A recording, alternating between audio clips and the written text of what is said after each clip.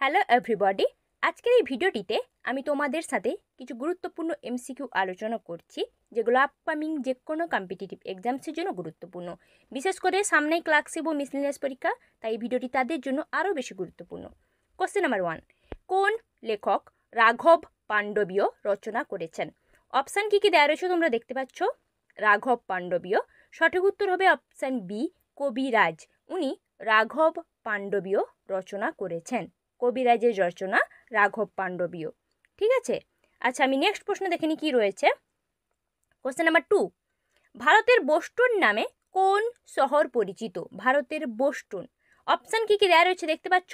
সঠিক উত্তর হবে অপশান ডি, আহমেদাবাদ শহর, যেটি হচ্ছে গুজরাট রাজ্যে অবস্থিত।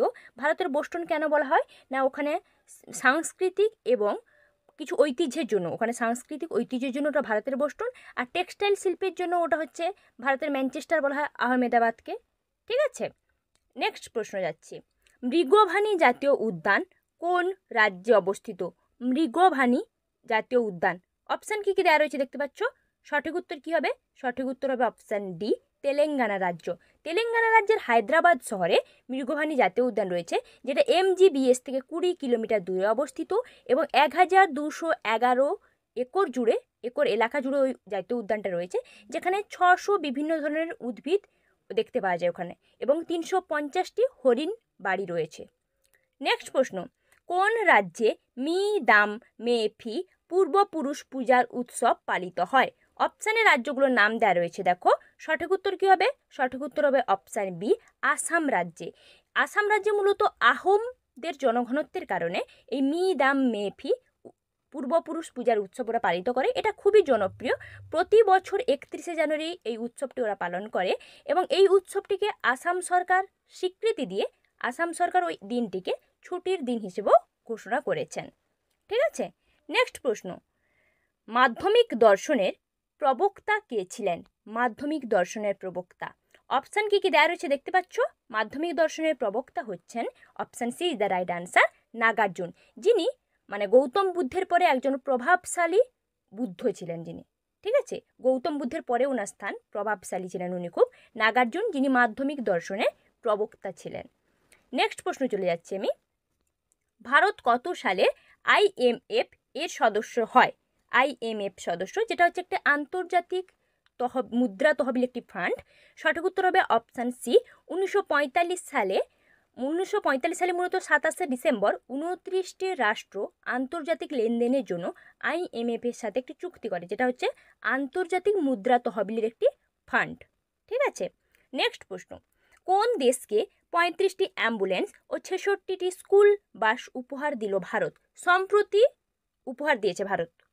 কোন দেশ? সঠিক উত্তর হবে অপশান এ, নেপাল। নেপালকে 35টি অ্যাম্বুলেন্স এবং 66টি স্কুল বাস ভারত উপহার হিসেবে দিয়েছে। নেক্সট প্রশ্ন, কোন দেশ 4 দিনের কর্ম সপ্তাহ নীতির রূপায়ণ করেছে? 4 দিনের কর্ম সপ্তাহ নীতি রূপায়ণ করেছে কোন দেশ? সম্প্রতি রূপায়ণ করেছে। সঠিক উত্তর হবে অপশান সি, সিঙ্গাপুর। 4 দিনের একটা কর্মসূচি নীতি যেটা রয়েছে 4 দিনের জন্য, ওটা রূপায়ণ করেছে সম্প্রতি সিঙ্গাপুর। নেক্সট প্রশ্ন, এবছর লতা দীননাথ মঙ্গেশকর পুরস্কার এ সম্মানে ভূষিত কে হয়েছেন? এই বছর সম্প্রতি লতা দীননাথ মঙ্গেশকর পুরস্কার পেয়েছেন। সঠিক উত্তর হবে অপশান বি, অমিতাভ বচ্চন, যিনি বিগ বি নামে পরিচিত বা বিগ বি নামে খ্যাত। উনি এবছর লতা দীননাথ মঙ্গেশকর পুরস্কার পেয়েছেন। নেক্সট প্রশ্ন যাচ্ছে, ভারতের রক্ষাকর্তা বলা হয় কোন গুপ্ত সম্রাটকে? দেখো অপশানে গুপ্ত সম্রাটদের নাম দেওয়া রয়েছে। সঠিক উত্তর কী হবে? সঠিক উত্তর হবে অপশান সি, স্কন্দগুপ্ত। উনি মূলত আক্রমণকারী হুনদের বিরুদ্ধে লড়াই করে ভারতকে রক্ষা করেছিলেন, সেই কারণে ওনাকে ভারতের রক্ষাকর্তা নামে ভূষিত করা হয়েছে, স্কন্দগুপ্ত। নেক্সট প্রশ্ন, খাজুরাহোর মন্দির কোন বংশের স্থাপত্য কীর্তি? খাজুরাহোর মন্দির। অপশান কী কী দেওয়া রয়েছে দেখতে পাচ্ছ। খাজুরাহোর মন্দির, সঠিক উত্তর হবে অপশান এ, চান্দেল্য। মূলত 950 থেকে 1050 খ্রিস্টাব্দের মধ্যে খাজুরাহোর মন্দির নির্মিত হয়েছিল এবং এই স্থাপত্যের মধ্যে অনেক হিন্দু এবং জৈন মন্দিরও রয়েছে। চান্দেল্য বংশের দ্বারা নির্মিত এটি। নেক্সট, কংসাবতী ও কোন নদীর মিলিত প্রবাহের নাম হলদি? যুগ্ম কংসাবতী আর কোন নদী মিলিত হয়েছে? সঠিক উত্তর হবে অপশান সি, কেলেঘাই। কংসাবতী আর কেলেঘাইয়ের যুগ্ম প্রবাহের নাম হচ্ছে হলদি। ঠিক আছে, নেক্সট প্রশ্ন, মানুষের শরীরে কত জোড়া লালাগ্রন্থি থাকে? লালাগ্রন্থি কত জোড়া থাকে মানুষের শরীরে? অপশান কী কী দেওয়া রয়েছে দেখতে পাচ্ছ? সঠিক উত্তর হবে অপশান সি, 3 জোড়া বা 6টি। মানুষের শরীরে মোট 6টি লালাগ্রন্থি রয়েছে, যেগুলো থেকে লালারস খরিত হয়। নেক্সট, টিকটিকির প্রধান শ্বাস অঙ্গ কোনটি? টিকটিকির প্রধান শ্বাস অঙ্গ, এরা তো রেপটাইলস টিকটিকি, তো এদের শ্বাস অঙ্গ কী হবে? সঠিক উত্তর হবে অপশান বি, ফুসফুস। টিকটিকির প্রধান শ্বাস অঙ্গ হচ্ছে ফুসফুস, যেটা রেপটাইল গ্রুপের অন্তর্ভুক্ত। নেক্সট প্রশ্ন, গ্যাসের আর্দ্রতা বাড়ালে ওই গ্যাসের শব্দের বেগ কী পরিবর্তন হবে? সঠিক উত্তর কী হবে দেখে নেব। সঠিক উত্তর হবে অপশান বি, ঠিক আছে, সামান্য বাড়বে। বাড়বে বলতে মানে আর্দ্র বাতাসের চেয়ে শুষ্ক বাতাসের চেয়ে আর্দ্র বাতাসে সামান্য গতিবেগ বাড়বে। ঠিক আছে, thanks for watching my video. এখনও যারা আমার চ্যানেলকে সাবস্ক্রাইব করোনি, নতুন নতুন কন্টেন্ট পাওয়ার জন্য চ্যানেলটিকে সাবস্ক্রাইব করো, ভিডিওতে লাইক কমেন্ট শেয়ার অবশ্যই করো, যাতে ক্রিয়েটাররা আরও বেশি করে মোটিভেট হয়।